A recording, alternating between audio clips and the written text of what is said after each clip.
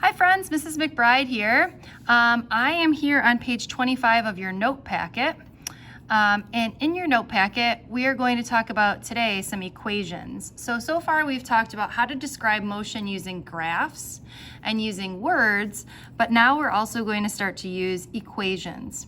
Okay, so what I'm going to do is I'm going to write down our big four equations. These are like the most important equations that we have. Okay, so I'm going to write down V equals V naught plus AT. But before we do that, let's figure out what are these symbols that we're talking about today. Okay, well, we've already talked about that V naught is sort of your initial velocity, right? And it has units of meters per second. And we said V is your final velocity, and it also has units of meters per second. A is acceleration, and it has units of meters per second squared. T is our time in seconds. And last but not least, X is our distance or displacement, and it has units of meters. So when I go ahead and write down an equation that says V equals V naught plus AT, what I'm really saying is the final velocity equals the initial velocity plus the acceleration times time. Okay? So equation number 2 is X equals V naught T plus 1/2 AT squared. So what this really is saying is that the distance is equal to the initial velocity times time plus 1/2 the acceleration times time squared. Our next equation is V squared equals V naught squared plus 2AX. Or what this is really saying is that the final velocity equals the initial velocity plus 2 times the acceleration times the distance. And last but not least, but also this is sort of like our least popular equation used, I would say that X is equal to 1/2 V plus V naught times T, or that the distance is equal to 1/2 of the final velocity plus the initial velocity times the time. Okay? So before we move on, I want to make this chart. Now this chart is going to be really important. This chart is going to be so important that I'm going to take a Post-it note and I'm going to Post-it note this page because I'm going to use it pretty often. Okay? Every time I see a variable in the equation, I'm going to put an X in the box. Okay, so like V is in this equation, V naught, A, and T. Okay, in every row there should be one blank. Go ahead and finish off this while we're here.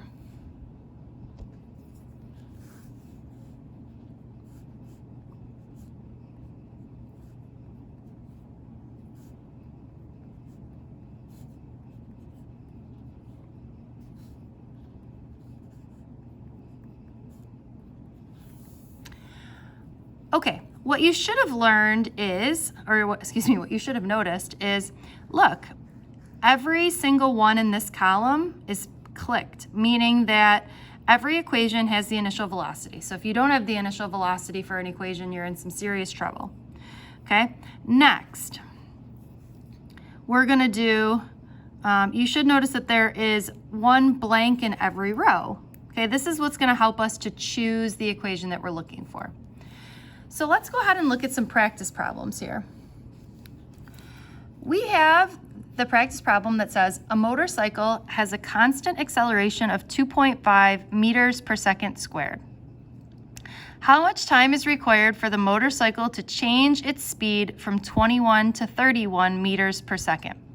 The way we're going to start out all of these problems is we are going to start out by listing these symbols.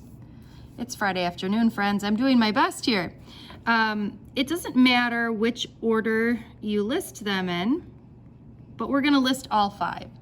And then as we go through the problem, you can either underline, or as you get faster, you don't even have to, what information we have.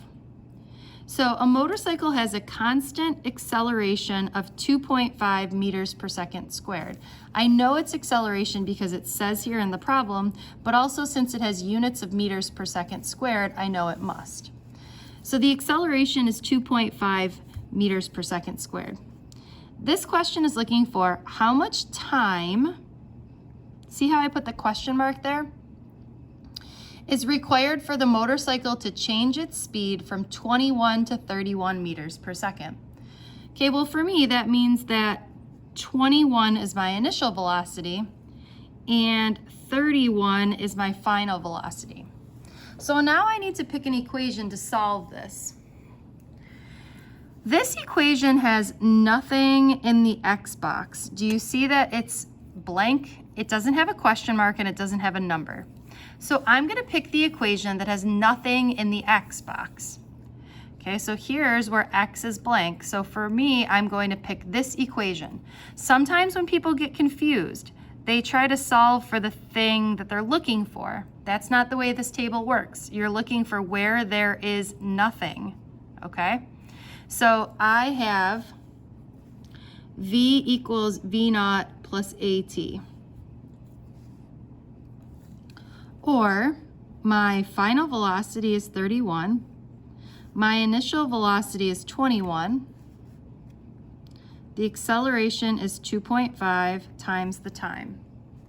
Okay, so if I go ahead and solve this, I'm subtracting 21 to the other side. So I get 10 equals 2.5 times t. I'm going to divide both sides by 2.5.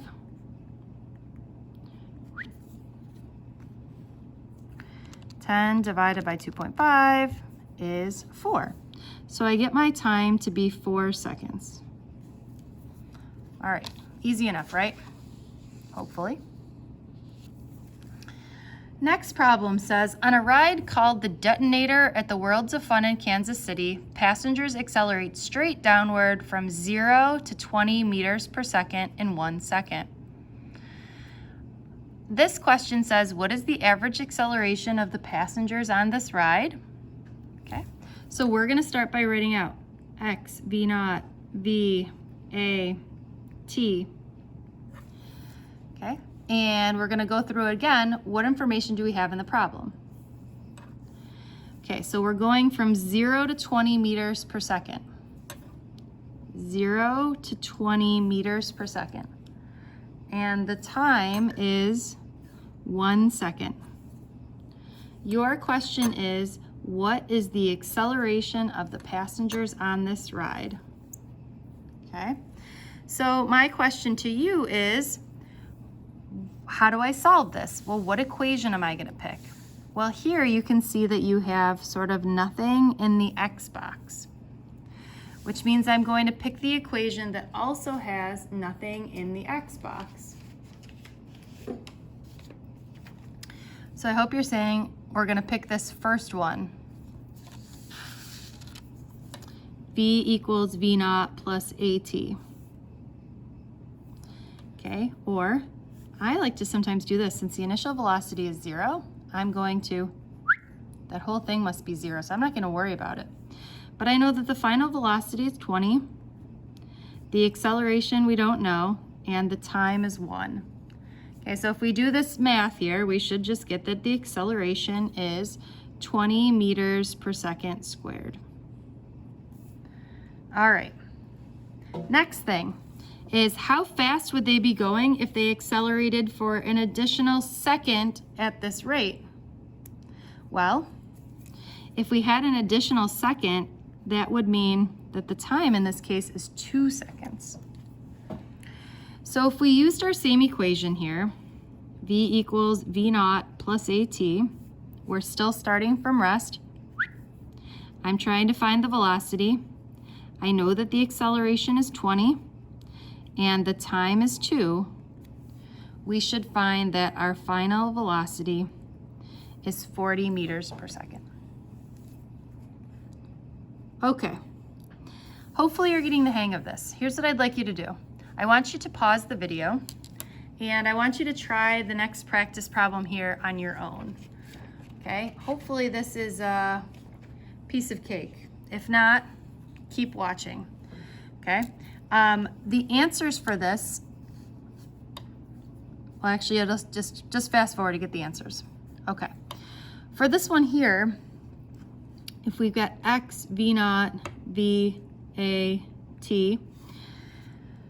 So for this one, we suddenly stop. So the initial velocity is 12, and if we're going to stop, we have to say that the final velocity is 0. If we're decelerating, it's negative 3.5 meters per second squared. And your question is, how far do you travel before stopping? So I'm looking for the thing that has nothing in the t box. So the equation without anything in the t box is going to be v squared equals v naught squared plus 2ax. So I've got 0 equals 12 squared plus 2 times negative 3.5 times x. Or I can get 0 equals 12 squared is 144 minus 7x. If I add 7x to the other side, I get 7x equals 144, or I divide both sides by 7, and I get 20.57 meters. Okay. When you've traveled only half the stopping distance, what is your speed? Okay, so we'll have to rewrite our givens here to make sure that we've got the right thing here.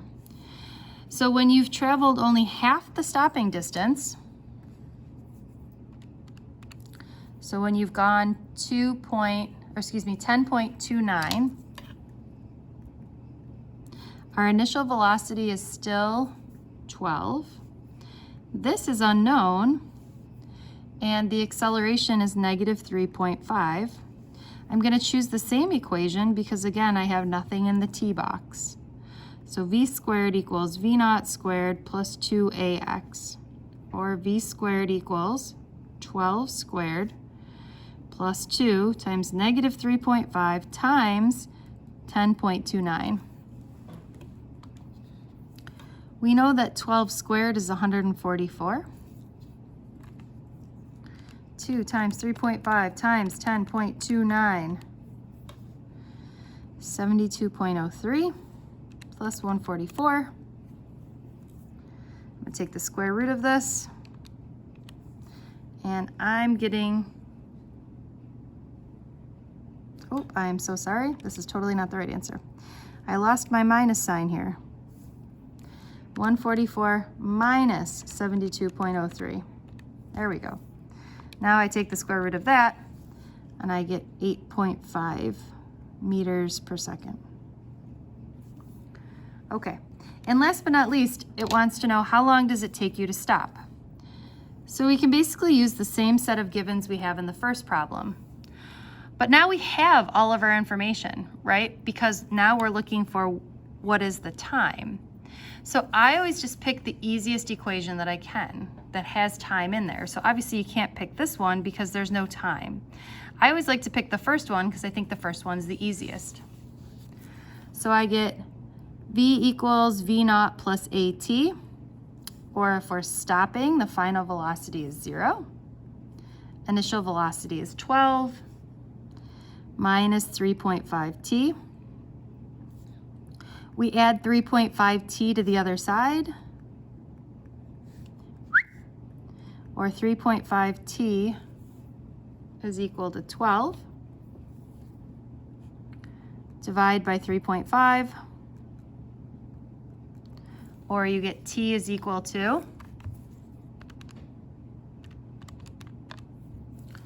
3.42 seconds. Okay, a couple of things. Thing number one, you see this chart here? You need to recopy it here on your blue sheet, so you always have that. Okay, so do your best, either literally make a copy and paste it on here, or rewrite it and put it on your blue sheet, okay? Thing number two is, if you flip the page here, we're gonna do a bunch of these practice problems in class. Now, I have no idea how many of them we're going to get through, but I would like you to do a couple of them. And here are your answers for that. Okay, so obviously you're going to do the problem and then go back and check your work. That's 1 and 2. And that is 3, 4, 5. All right, bye friends.